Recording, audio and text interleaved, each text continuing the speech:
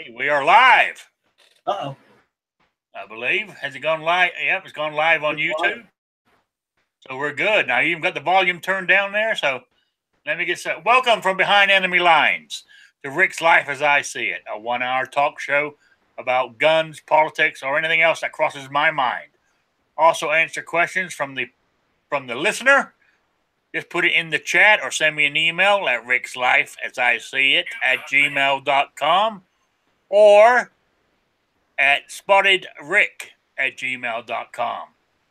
And also, within 24 hours of this show ending, the audio is on Podbean, Stitcher, and iTunes.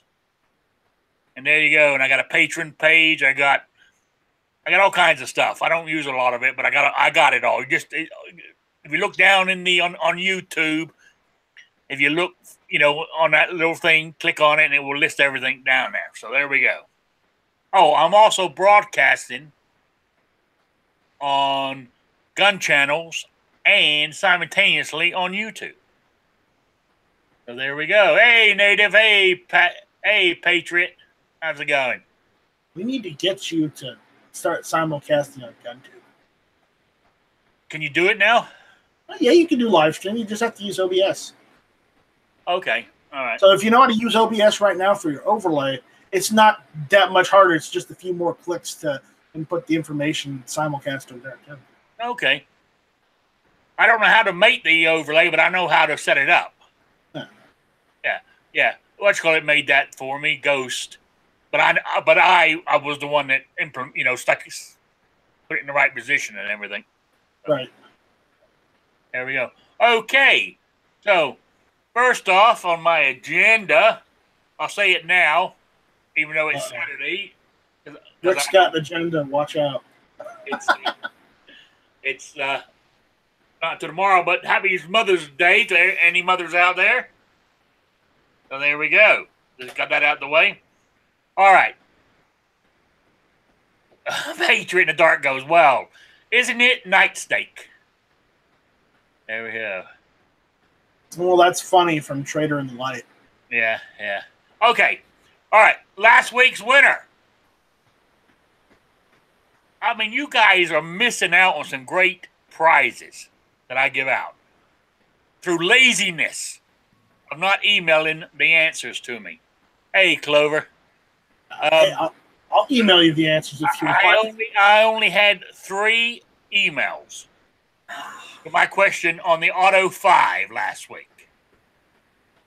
The question was, the Auto 5 was the first semi-automatic shotgun design. It worked on which principle? That was the question. And the answer was long recoil. The entire barrel and bolt of the A5 moved backwards together for about 3 inches upon firing. The A5 was not only revolutionary, it was state-of-the-art semi-automatic for over 50 years. So the 3 that win, hang on, let me spin my little thing here. Here we go. I got the emails and names in there. Okay, who we got? The winner, Raphael. There you go. All right, Raph, you're the winner of last week's prize, which was the drinks holder, the earplugs, the State of Texas open carry patch, the fancy Clover Tech Charm sticker, my sticker. Wow. Yeah, I thought it was a good prize. So, I think I got your mailing address, Raph. If I haven't, I will contact you and ask. Hey, 2 Live Moo, good to see you. And I got a couple of quizzes later on in this chat. And I got a really good one. The main one at the end, the write-in, is it this one here? Oh, yeah. Besides a Ghost Tactical sticker, I'm Ghost Tactical Productions poker chip. Some earplugs. Of course, one of my stickers. is the main prize for the email this week. And of course, I have the mid-easy one halfway through the show here. So, there we go. Now, I believe...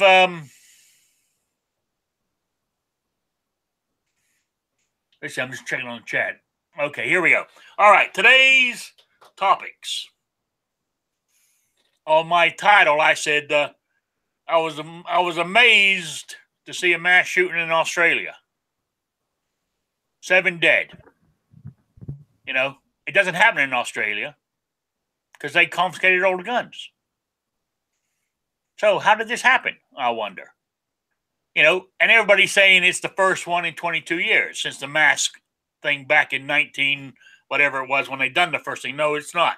There was one back in 2014 where what they class as a mass shooting the same as we do is 4 people plus the shooter. It was the shooter and three of his family. So there you go. Okay, I was reading an article. Of course, I think it was on... can't remember. It was one of those left-leaning newspapers over here.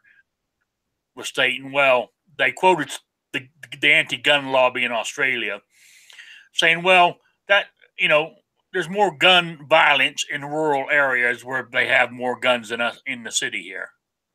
But if you look at the crime statistics for Australia, they have a shooting in major cities every week. So, I mean, really, it's bullshit. Nothing's changed over there at all. I have to ask how that gun control is working out for them. That's right. That's what I was coming to. How's that gun control working out? It's not. Hey, now, so California.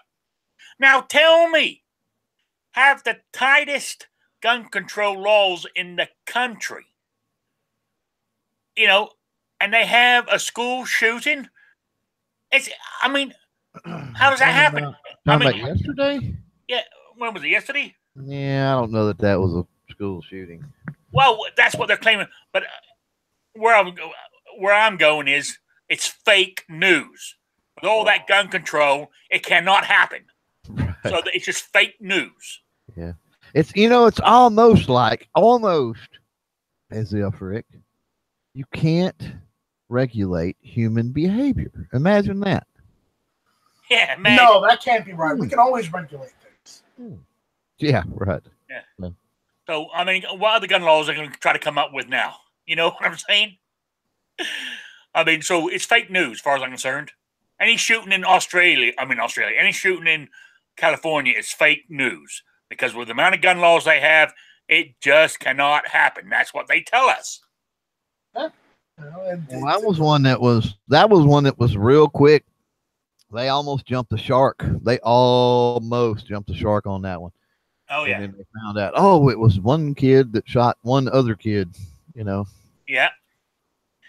Yeah. Oh, yeah. But, I was just saying, that's what made me bring it up. I heard that last night on the radio. I listen to Armed American Radio a lot. Mm-hmm. When I go to bed at night, I listen to the podcast. And he happened to bring it up, saying it's got to be fake news. Because of their gun control in California. They tell us that it cannot happen anymore in California because their gun control is under control. So there's got to be fake news. And I was bringing up a topic, moving on, unless you guys got anything to say about it. No? No. Not a lot, no. No. What we were talking about last night, I done some more thinking on in your chat, Clover, with the Trump Iran deal and pissing off Britain and France and, the state of the country, people out west wanting more, jobs and higher wages and everything else, is we as Second Amendment advocates in the big picture of politics, it's not that big as we like to think it is. Yeah, that's very small. You're talking about the issue, like the voting, as far as the voting block. Yes. Is concerned. Yeah, it's really not. many of us like to think that it's, up there number 1 or number 2, and in reality it's probably closer to 9 or 10 on the list. For us, it's number 1 or number 2, but it's like no. Yes, I understand that, and that's why a lot of times we think, well, why are they doing this? Don't they know we're going to vote them out of office? They're not going to get reelected. And reality is, yeah, they will, because they'll parse words and they'll sign on to bills that may or may not pass just to say that they signed on, and that appeases those people that their top issues are number 1 through number 8 or 9. So. Yeah. I mean, think about it. If none of us had jobs, or, and this is just the reality of the situation, but think about it for just a minute. If nobody had a job, therefore nobody had money, then what good is your Second Amendment right? Because you couldn't buy a firearm anyway. And then or ammunition to fire it, right?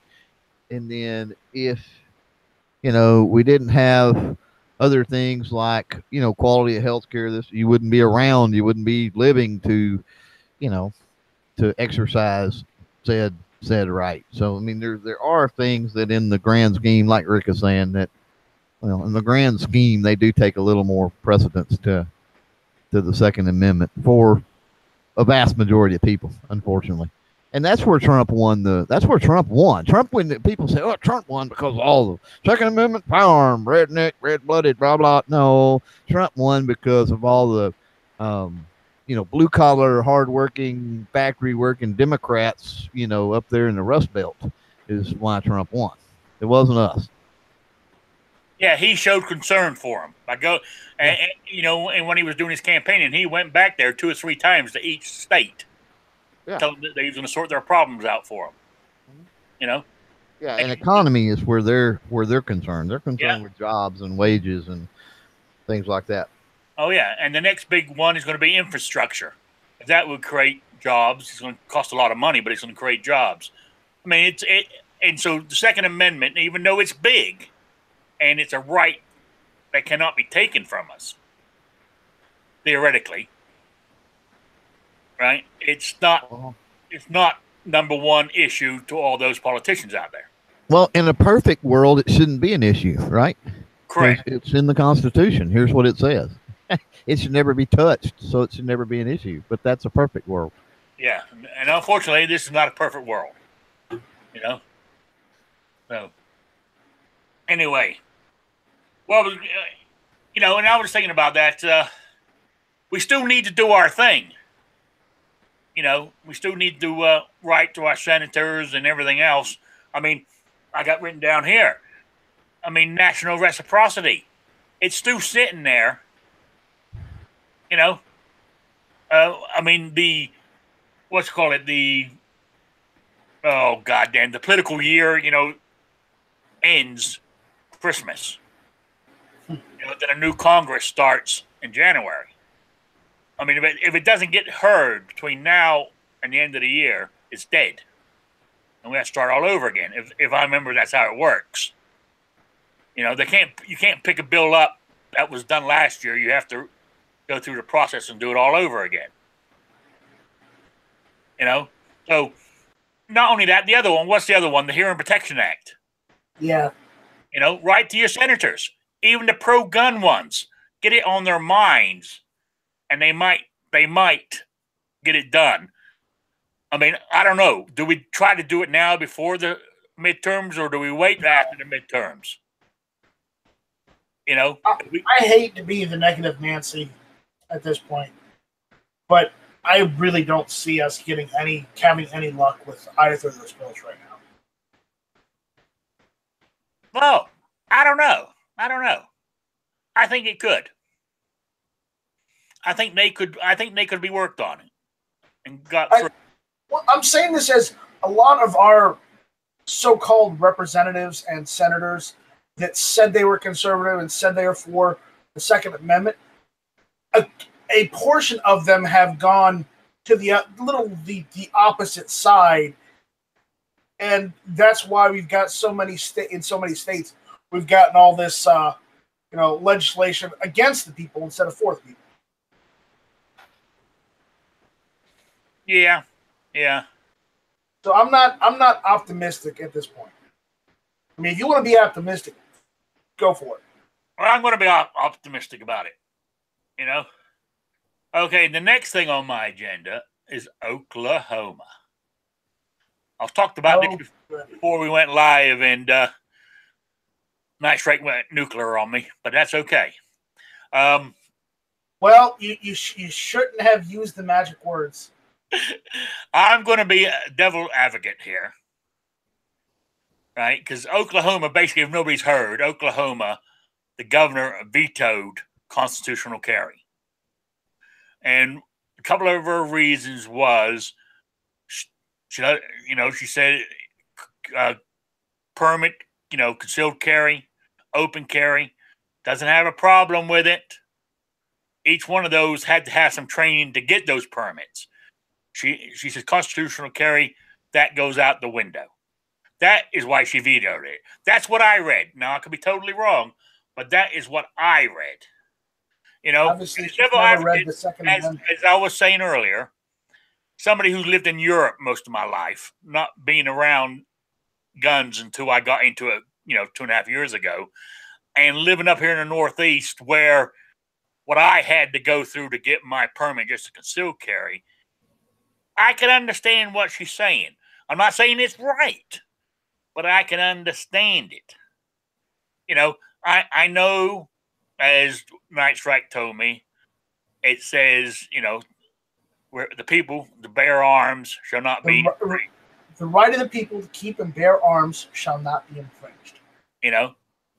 Now, be honestly, if you're next door, say everybody must know somebody who they're a bit suspect about, that might be a bit strange or loopy, and they're walking around carrying a gun, and they get into, road rage, or somebody cuts them in line in McDonald's, and they pull it out and start shooting.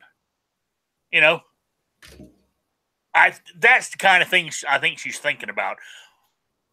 Responsible Americans wouldn't do that. But is everybody in Oklahoma responsible? But who are we to judge? I'm just being devil advocate here. I think constitutional carry, that's basically what the Constitution says. But I was just being devil advocate, trying to throw that out there, see what people come back with, basically. All right. You're up, Night Strike. Chirp, chirp, chirp, chirp. Oh, chirp, chirp. Night Strike, you say anything? I don't know. I'm so angry right now. I'm going to pop. Well, you want me? Okay, I'll pass it on to Clover while you calm down a little. Well, I haven't delved into the whole issue completely just yet, honestly. I do have some, and by that, what I mean is I haven't gotten much backstory on what's went on in Oklahoma over the years. So it'd be interesting to see that. I know some of what she claims.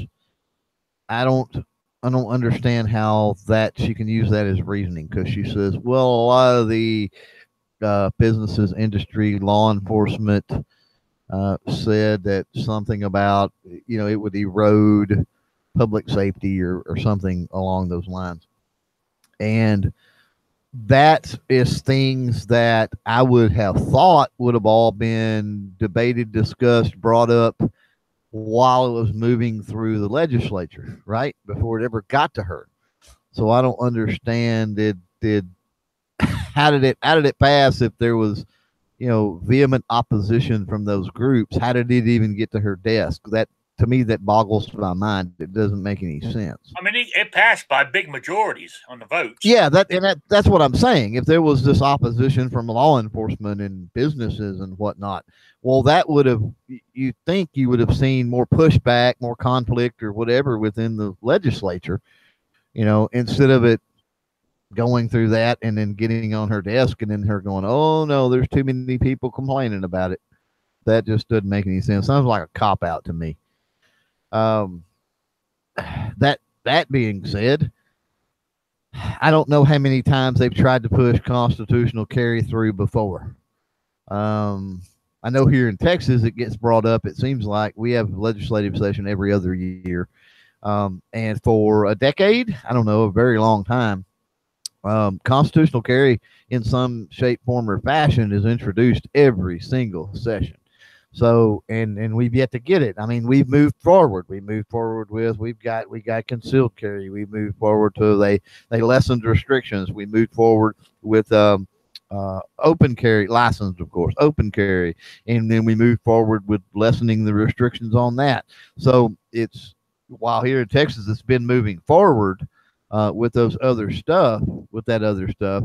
Constitutional carry has always been there. It's always been, and I think I think here in Texas anyway, that's a play that if they introduce constitutional carry every single time, and then they have these alternatives that continue to move the ball forward, right? What we, in a football analogy, what I call the ground game, then the dissenting votes within the legislature or the governor or whoever will look at it and go, it's one of those, it's a compromise issue, but it's a compromise on their side. They're going, well, we've got constitutional carry on the table here, and then we've got going from license concealed carry to license open carry. Well, we don't want constitutional carry, so we're going to go with this. So it's one of those things to where you introduce one thing and then you whittle away to try to get to that point.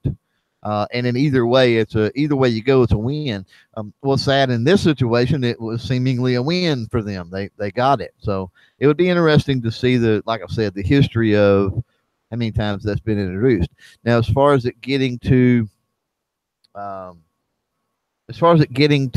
the governor and vetoing it, one thing that concerns me too, and I don't know the backstory on this, I would love to get into it, and I will before the day's out, I'm sure, is the cost for Oklahoma and how their license system is set up, structured, who administrates it, what the cost is, that sort of thing. Because here in Texas, again, and I'm comparing, and it may be apples and oranges, but over the years they've whittled away at the cost and the course requirements and all of that, right? So in Oklahoma, have they done that over the years, or are they just going from it's $150 to get a stupid license and it takes 16 hours of class time to just bam, open carry? Because if they would whittle away, and it would be like Texas to where you've got like 4 hours of class time and it's like $40, then at some point it's like, well, it's so easy to get a license aside from the background check issue that, okay, here you go. Here's constitutional carry. You see what I'm saying? Yeah, oh yeah. Maybe it was such a leap for her, it scared her. And then also, again, depending on the money's a motivating factor for a whole lot of politicians. We know this.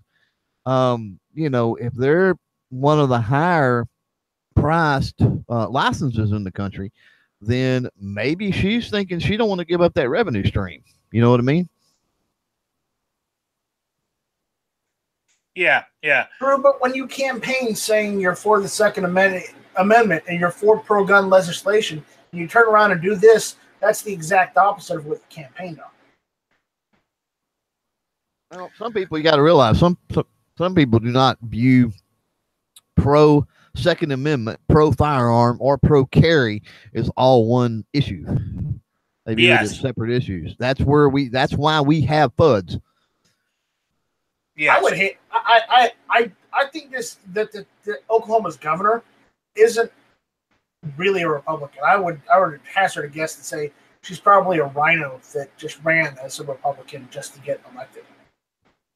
I mean, she did pass a lot of pro-gun laws like concealed carry, open carry. She did all that, but she vetoed this one. And from what I'm reading in the chat, the bad thing was that she waited until the legislation went and adjourned for the rest of the year. They can't do anything until next year now anyway. They can't do a veto override. No. Right. There's no Do we know what it passed by? Could they do a veto override anyway? They could probably, depending on if we know how much it passed by. Because what happens unfortunately with the veto override is you have to have a heck of a majority, and the reason is that you've got politicians in legislature that will sign on to certain bills. They see that it's going to pass, right? And so they don't want to be left in the dark on it. So they will reluctantly sign on to it because it's already passed anyway. So their vote, they can go back and they go, yeah, I went ahead and did it. I mean, it was going to pass anyway, you know, and it's a cop out. But when it comes to overriding a veto, now they got somebody to point to in the governor, and then so they won't sign on, even though they did support the bill or vote yay for the bill. They'll turn around and they won't vote yay for, you know, to override the veto because now they've got another scapegoat. It's not on their shoulders. Well, Casino Boss said the House passed it by 59 to 28, and the Senate passed it 33 to 9. The Senate is definitely within that realm. And is it? I don't know. See, I don't know how their government structure works. No, I don't either. I don't know if they need this, just the Senate can veto, or they need the Senate and the House to override it. I don't know either. It's none of that information was available what I researched. But that's 59 to 20 is not quite 2/3, and I bet you got to have 2/3 to override at least. Yeah, I would imagine you would so too. They're not going to have it. They're not going to have it in the House by those numbers. Yeah, and that's what Patriot in the Dark is saying. They need 2/3. Yeah. But again, we're getting back into I don't know a lot of the political makeup and and some of the history with Oklahoma on this. So yeah, but you know, it's I don't know. I mean, like we don't recognize any state anyway, but I mean, I believe Oklahoma recognizes or lets people from states who have constitutional carry come into Oklahoma.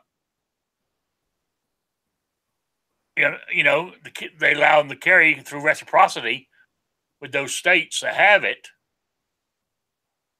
Am I correct? I don't think so. As far as I know, you have to. If they have reciprocity with Vermont, Vermont is constitutional carry, so right. They don't need a permit. Yeah, I think with the way reciprocity works, as far as I know, is that you're bound by the state you're in, not the state you're coming from. So they say, okay, you're from Vermont, that's cool, you can come in here and carry, but you have to follow Oklahoma laws. Yes, I understand that. Yeah. I mean, that's like me going into. I mean, that's like Rhode Island. I have a permit for Rhode Island. I go into Connecticut. I have a permit for Connecticut. But say they had reciprocity, I would still have to follow Connecticut laws with my Rhode Island permit. Yeah, or regulation. Vermont. I mean, Vermont is constitutional carry. Right. So they have no permit. So when they drive into Oklahoma carrying their gun, yes, they have to follow Oklahoma law, but they don't have no permit saying, no, I'm from Vermont. Right. I don't know. They probably don't get a whole lot. No, they don't. It's a whole lot of influx, and there's not but like 4 people in all of Oklahoma anyway. So. Yeah, I know. I agree with you. I mean, as I said, back to the original thing is, to us, it's big news, but in the big general scheme of things, it's not that important to them, you know? Yeah. Unfortunately. It'll be interesting. I don't know who we've got, other than P226 Nut. I'm not real sure who we've got, around that's even from Oklahoma. It would be interesting to actually talk with somebody from Oklahoma. It's just P226 Nut. Yeah. Like I said, there's not but like 4 people in the whole state, so he's one of them. Right. Yeah. Oh, yeah. I don't know if Rich White is from there or was from there. But, no, I think Rich is in West Virginia. Yeah. But, he's got a lot of information on Oklahoma here. So he's either done a lot of research. Anyway, that is one that I will be talking about tonight, I think, with the panel on this week Unloaded at 10 p.m. Eastern Time. I'll be on the panel. I just thought I'd let you guys know. You want to hear my dulcet tones some more. All right. Okay, what's next on my list here? Let's bring in Dick's Sporting Goods. I think they've, I don't know. I mean, can they stay in business without selling guns? Yep. Probably. Yeah, probably. it's Dick's Sporting Goods. It's not Dick's Gun Shop. Yeah, That's right. That's right. So they're not going to do sporting goods. Is it going to hurt them? Maybe for a little while, but if they got, Probably. but eventually people will start going back there It- buying the other sporting items they want. well, Probably. it will in a way, and then it won't in a way. There's plenty of sporting goods stores out there. Hibbett is one of them that comes to mind really quickly. That's all they do is sporting goods, right? Um, so they could get rid of the guns altogether, restructure the company. They could downsize the buildings. They could, there's a lot of cost cutting measures. Imagine all the employees that work in the firearm section of those stores. You're talking about downsizing those employees, everything else. And I mean, I don't think that it's a major hit in the grand scheme of things. That's why I say the whole boycott, whatever thing, it doesn't really work. I mean, there's companies have a lot of flexibility a lot of times, and unfortunately, Dick's is one of those that does. They're a sporting goods store, and they could still carry even hunting things. And they also own Field and Stream. I know, but see, I know. Yeah, but that's Field and Stream. That's more. You're talking Field and Stream. You're talking, shotguns and rod and reels. Essentially. But if you look at, it caused me to lose my train of thought there. But if you look at, I don't know, if you look at the sporting goods, I guess the sporting goods side of things, that's where everything that I've seen, that's where the majority of their revenue comes from anyway.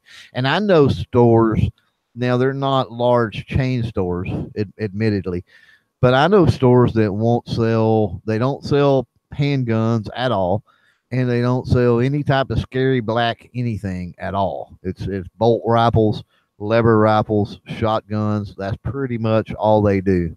And nothing that's magazine fed within reason. You're talking, 5-round magazine on a rifle, or something like that on a bolt rifle. But outside of that, that's all they sell. And I mean, and they do good, and they get by, and they make it. So I mean, Dick's could certainly restructure and survive all this. Don't think for a second they can't.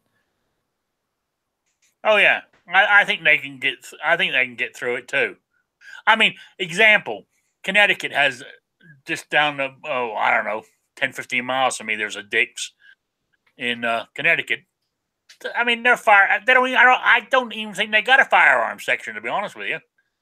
Yeah, it's entirely possible depending on the location. Yeah, There's Walmarts, for example, all over the place that do not sell firearms. Oh, our one here in Rhode Island doesn't. It sells ammo. Yeah, but that's it. Right. And then you've got Walmarts that sell everything under the sun. I've been in some that's had bullets and powders and reloading supplies and all kind of crazy stuff. So I mean, as a company, like I said, you have so much flexibility with what you do that just one particular item you sell in your store. If you're a multi-item store, you're gonna be okay if you can manage and whatever stopgap, I guess is a word. Yeah. I don't know if they're in financial trouble or not. Yeah. I've never. Has anybody here ever bought from Dick's? Just out of curiosity. Yeah. Anything? Just ammo. Okay. Maybe some cleaning oil. I've never set foot in a store. But that was only before they built the PSA around the corner.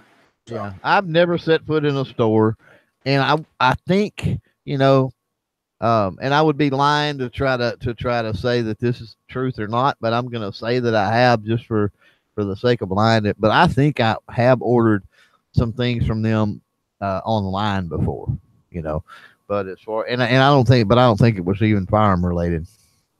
Yeah. I think it was sports related. I think it was a baseball glove or something, maybe. Yeah. No, I'm laughing at Patriot in the Dark put in the chat there. I don't shop there, but I have been called a dick a time or two. Sorry, just struck me as funny. Understatement of the year. So, but a typical Jake says, people will move on in 6 months. People will forget about it. That's the same as Patrick. People will forget about it in 6 months. Dick's just like they did about Academy Sports in Texas. Oh yeah, a lot of people. I mean, they don't remember when all of that happened and Academy went and yanked all the AR-15s off the shelf. It's like you don't remember that, you know? Why aren't you throwing a fit with them like you did, like you are Dix? It doesn't make any sense. And that's again, I go back to why the whole boycott and hating on a company, and companies need to stay out of political stuff. I mean, business needs to be business. Yeah, you're right. But look at Cheaper Than Dirt. One of the things that annoyed the crap out of me, and we haven't talked about this really on any show yet, was at the NRA show. Cheaper Than Dirt had this fairly large booth, and it was just tables, and it was full of swag. They had bags, they had like 2 or 3 different patches, they had multiple stickers out there, pins, coffee mugs, caps, you name it. Well, Clover didn't come home with any of that garbage. I ain't doing it. But people were going by there and snagging that stuff up left, right, and center, and I'm like, I had to sit back and wonder, is this people that do not remember not only the Second Amendment, pro firearm history, whatever, of Cheaper Than Dirt, but their customer service, but their customer service as well.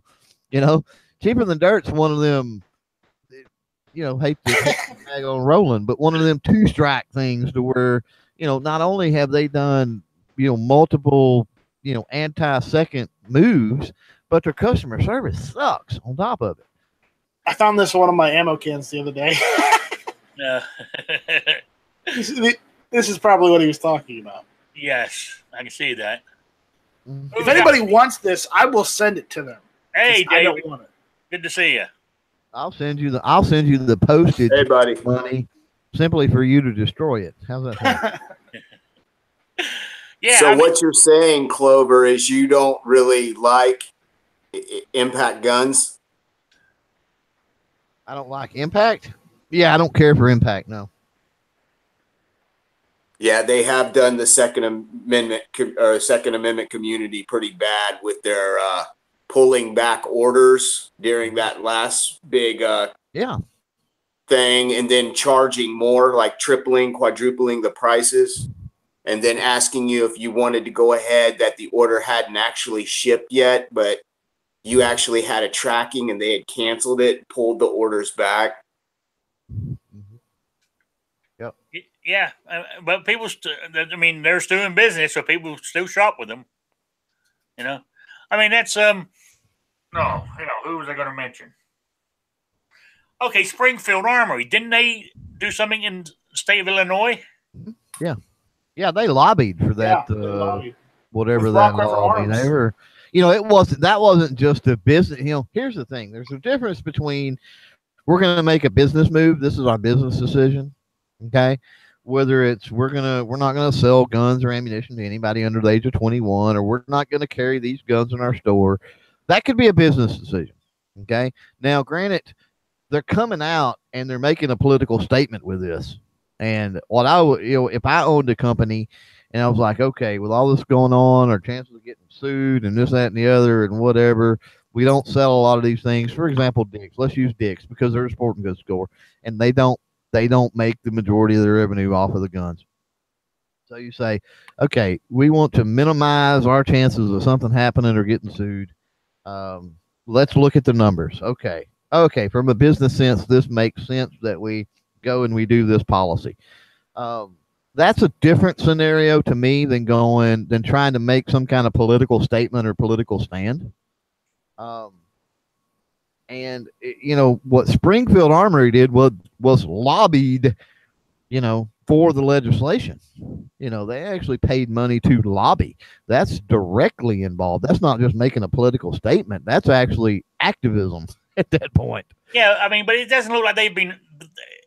To me, it looks like that hasn't stopped them one little bit. Well, no, you're talking about, and that's the point. When you talk about all these boycotts and all these other things, you're talking about these huge, multi-million-dollar, whatever companies and stuff. And it's like a few thousand people not shopping with them. And I hate to say this, but I'm going to say it. The vast majority of people I see, the whole Yeti debacle with the NRA brought this up. Yeah. there was people that, oh, I'll never buy a Yeti. I've never bought a Yeti. They're too expensive. Blah, blah, blah. Screw Yeti. And I'm like, well, you're going to boycott Yeti because supposedly of something that they did with the NRA, but then yet you've never bought a Yeti. You don't shop with Yeti. So what difference does it make in the grand scheme of things? That concept fails on most people. If you don't shop these places, then what good does calling for a boycott do? You don't shop with them anyway. Yeah, so they haven't lost your business. The net result of your boycott is zero at that point. So, oh yeah, absolutely. And I tell you what, if I was working and I was affluent, I would have bought a Yeti thing, Yeti cooler. But I'm not affluent, so I ain't got one. I got a Walmart cooler. Well, I'm gonna tell you what, the Ozark Trail from Walmart is we got one of those. It's a very, very nice cooler. We don't have a Yeti, and I'll be honest, it's because of the freaking price. Yeah, you're right. Oh, Classic Firearms just ran a Rock River Arms deal today. Yeah, that was another one that went along with no, thank you. Springfield. But as I said, in the big scheme of things, sucks too because Rock River's good stuff. The Springfield, I could take it or leave it, but I believe Springfield is a big sponsor of what's his name's radio show. God, it's been doing it for years. Oh God, damn it, Tom Gresham. Okay. I think his Sunday show is sponsored by Springfield Armory because he talks about them a lot. Yeah. So there we go. I've got one Rock River and 9mm carbine, and I think I put a lot of work into it, and it's a decent rifle, and I have no problems with the quality from Rock River. I got a little bit of an issue with Springfield on some of their practices that they use on quality control and where they source parts from, and that's just a personal, decision. But I firmly with Clover on the fact that that they went ahead and did something and then they lied about it, which made it even worse. Well, I'm not gonna lie. I'm just gonna put this out there right now because I don't want any secrets. Okay, in my little world here. Assuming that I come into assuming I come into disposable income and come across a deal on an M1A, I will cross that party line. I'm just warning everybody that will happen. That's acceptable. Or if I can find one at a really good price, yeah, I may have to be right there with you. I will not cross for 1911. I certainly will not cross for an XD. But an M1A, yeah, it's happening. Well, as long as it's don't get me the wrong way, but as long as it's a used one, so it really doesn't matter. It really doesn't matter either way. And Ghost has brought this point up on several occasions because the distributors buy from Springfield, and then the wholesalers can buy from there, and then the dealers buy from there. Money's already been exchanged, even on the new ones that are on your gun shop, shelves or racks or whatever. The money's already been exchanged at that point. The Springfield's already got theirs. They're the first one to get theirs. So, as long as the distributor, somebody else has already paid for it, what difference does it make? Springfield's already got their money. Has anybody read the chat on Gun Channels? G-Rev says boycotts are not to make a company go out of business. They are to communicate with a corporation. Right. When you take that off the table, you only empower government as the only solution.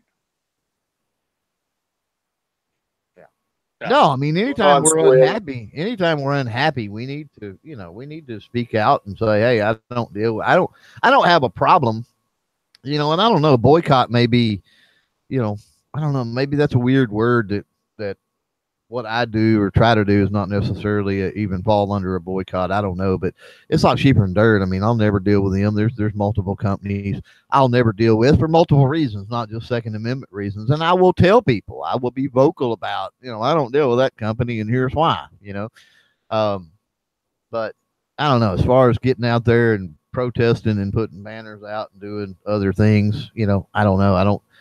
I don't know that, like I said, it does a lot of good, because I don't know how many of those people that are actually customers that, you know, and you got to think that I get you that it's communicating with the company. I see that, but if you're not communicating directly with the people that buy from them, then are they really going to care?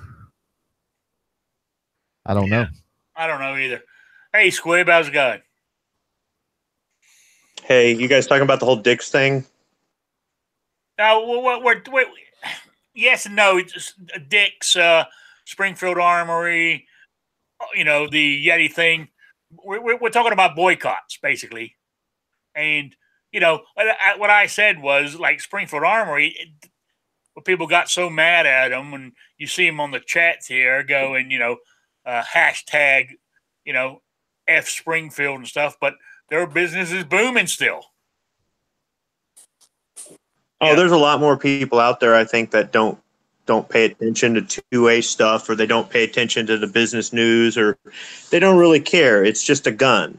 They want a gun, whether it be for home defense or target practice or hunting or maybe even collecting or something like that. They just want a gun. They don't care. I think there's a lot more gun owners than there are 2A activists in our community, and that's just the way it is.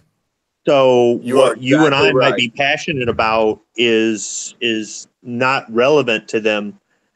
It's just like the same thing with brand loyalty. Some people are loyal to a brand, period, and you can't change their mind. And other people, they don't care. They'll buy whatever. They don't have any.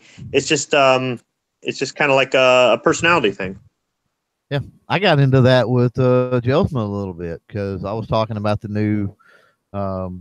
What is it? The 519 Elite or something, maybe, or the 510 Tactical, something from Buck that I've seen in NRA. And I was like, well, I really like the blade profile on this. He's like, they're all made overseas now, screw them, blah, blah, blah. And I'm like, a knife's a knife. I really don't care, but he's adamant about, the whole made in the USA thing. And I'm just not. I'm not that big into knives. I could freaking care less. Right. And that may be kind of a regional thing. Like where I'm at in Southeast Michigan, the auto industry is important, and there's a lot of old union stuff here and things like that. And it's all made in USA, made in the US. You don't see as many foreign cars here as you do everywhere else in the country, even though some foreign cars are actually built here. And I'm very made in the USA whenever possible, made in the USA. It's if it's not available, or the foreign, like for example, Cellier and Below. That is foreign ammunition. That is just as good as any UMC ammunition I've ever used, and I buy it. I don't make any qualms over the fact that it's made overseas, but I do buy lots of American-made ammunition too. And some things like parts for your computer, it's really hard to find American-made computer components or things like that. You're just kind of stuck with made in China. Oh yeah, and then there's other stuff. Anything electronic, I mean, it's going to come from overseas. Well, I mean, they do have a phone. Even on the space shuttle, Squib, that they had mostly like foreign Chinese parts. stuff. Yeah. Well, I mean, they do have a factory. They do have a Motorola factory there in Texas where they assemble the phones, but they're made of foreign components. But still, It's about keeping Americans employed. It also is, if you look at a lot of foreign stuff, not necessarily from first world foreign countries like Germany or Japan or something, but some of these other countries like India or China or something, the quality control just sucks compared to an American-made product. So you're usually better off with an American-made product from the quality control standpoint. But when you're trying to keep your money here and stuff like that, if there's a lot of options available, it's a lot easier to do. I mean, some people say you can't go to Walmart and buy anything American. You're kidding, right? There's tons of American-made stuff there. Oh, yeah. So, but for some people, depending on, like, you're in Texas, and the, made in America thing is as strong as Texas pride is and stuff like that. The made in America thing may not be as big there because you don't have the kind of industry we've got here in Michigan or something like that. And it's just a regional thing or whatnot, but there's nothing wrong with that. I mean, it's, once again, it's personality. It's just, we're all just different that way. But you may see me kind of shy away from some of the foreign stuff in a few cases, but it really has a lot more for me to do with the option, the fact that so many companies make product X in America and so many people make the same product overseas. Now I have choices. Yeah. So And you make a good point, Squib, about the whole assembly thing. I mean, if the stuff, the raw material or the parts are made overseas and then it comes here and then it's assembled, well, you're still supporting American jobs. You're still, and the quality control is likely to be a little bit better because the finished product is assembled here. yes, I was about to say that when you got your final assembly, that's where you really want your testing and quality. And yes. Well, a good example of that is my friends who, when I was riding my motorcycle, I have a 1982 Goldwing, so it's over 30 years old. Well, right? Back. No, it's made in Mansfield, Ohio. That's what I'm saying is, and all my friends are riding Harleys. I said this thing was made in or put together in America. So, yeah, the Harley guys, their ignition systems are all made in China. Well, yeah, but his Goldwing and my Magna were both assembled in Ohio with Japanese parts, but they were assembled in Ohio with American laborers. Yeah, that's what I was saying. So to me, I was supporting American workers. Yeah, and a lot of cars are that way. There's a lot of foreign car plants now in the. Yeah, real quick, I forgot my midway instant quiz, so I'm gonna do it real quick. Earbuds. Clover Tech sticker, a Glock sticker, and one of mine. And it's a real easy question. Hang on, where is it? This is a shout out. Just write it in. What's the the country of origin of the FS 2000? Who's going to be first? Flight Simulator 2000? Come on, it ain't that hard. No, it's not. It's very easy. I don't see no answers coming up. Patriot is the winner. Belgium. Belgium. Good man. Very good. I believe I got your address. The FN 2000 was the FS 2000 is made by FN. Yeah. Fabrique Nationale. Yeah. So we can carry on. I got the other quiz at the end in a few minutes. It's fixing to be there. Yeah, it is. So has anybody got anything else they want to talk about? Hey, I was fascinated by that robot video. Can you imagine? Which one? Do what? Which robot video? Where that robot, the one made by that Boston, whatever they're called, where he was running across a field uphill, jumped over a log. Oh, yeah, that one. Yeah, he opens the door. He can open the door and all kinds of stuff. Oh, yeah. Yeah. I mean, they're the ones that coming for your guns, buddy. Well, yeah, right. Yeah. You know? And they're going to have one of those arms, will have a gun on it, and you make a move towards yours, and it's programmed to open fire. It's a scary thought when you think about it. Yeah. It's a great conspiracy with that thing, you know? But anyway, I might as well go ahead and do my email quiz while I'm at it, while I got the microphone. This is the answer you email to rickslife@gmail.com, or the short version, spottedrick@gmail.com. And you got to Friday midnight. So, and the prize is a Ghost Tactical Productions poker chip, one of his big stickers, one of my stickers, and some earbuds. And that poker chip's worth it just on its own, I tell you. I think that's $100 bet in Vegas, if I'm not mistaken. That's right. No, I think that poker chip is 2 bits. 2 bits with a 2-bit bet. Yeah. Okay. 2 bits from a 2-bit content creator. Okay, so the question is, now this one might take you guys some research, and I could be wrong, but this is the research I found.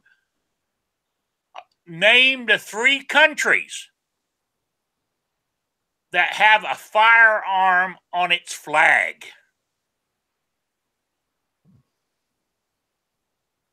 There's 3 countries. I can only think of one that have a firearm on its. I know they didn't teach us this back in school.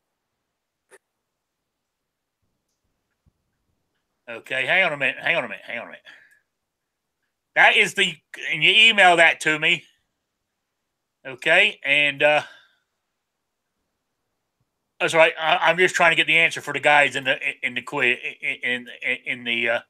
Okay, let me cut and paste. Here we go. Okay. That's a tough one, Rick. Is that a tough one? Well, yeah, good. I can only think of one country. That is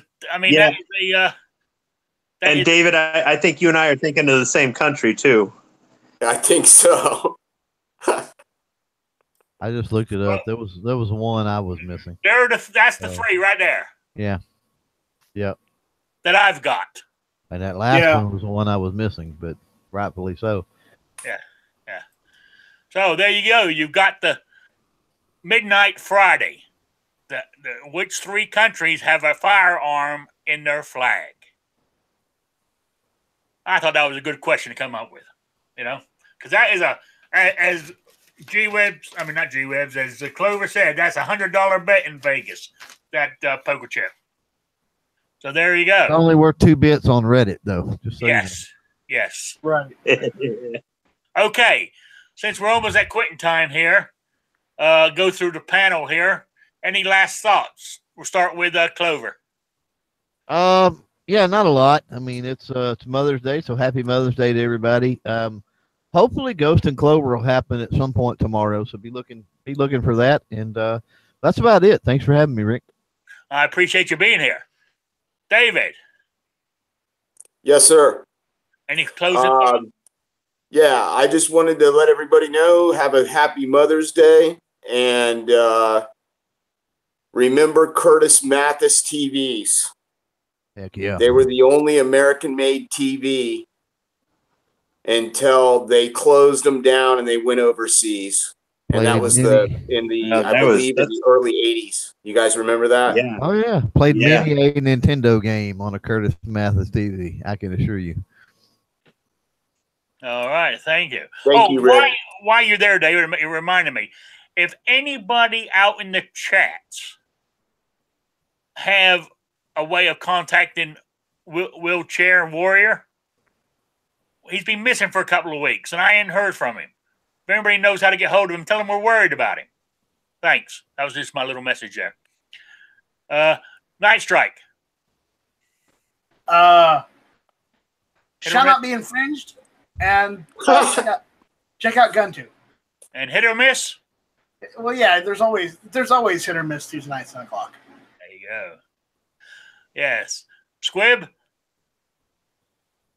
There won't be any lock and loads until June. HVS is on the mainland, so hide your silver and and your Bitcoin. Oh yeah, your cryptocurrency. Hide your cryptocurrency. And then this coming Friday, Budget Guns and Gear review should be on at 7 Eastern, and Heavy B should have Friday Night Sights, I think, around 11 Eastern. Both those shows are every other Friday. So, yeah. Okay, great. Thank you all. And before I go, I want to say thank you to everybody who showed up. Patrick, Midnight Rich, Two Live Moo, Patriot, G-Webs. I think G-Webs got mad at me because I didn't send him a link. It's just it didn't cross my mind to be. Normally John's here, and John takes care of all that stuff for me. So I'm slipping. So I do apologize. And I want to say I am on later tonight. I'm on the panel of This Week Unloaded. It's on at 10 p.m. Eastern time. And next time you hear my great dulcet tones will be next Wednesday at 7 p.m. Eastern time on Shooting with Disabilities at Rick's Life as I See It. So there you go. Thank you all for being here, and I will see you next week. Everybody give a thumbs up. Shall not be infringed. Yeah, give me a thumbs up.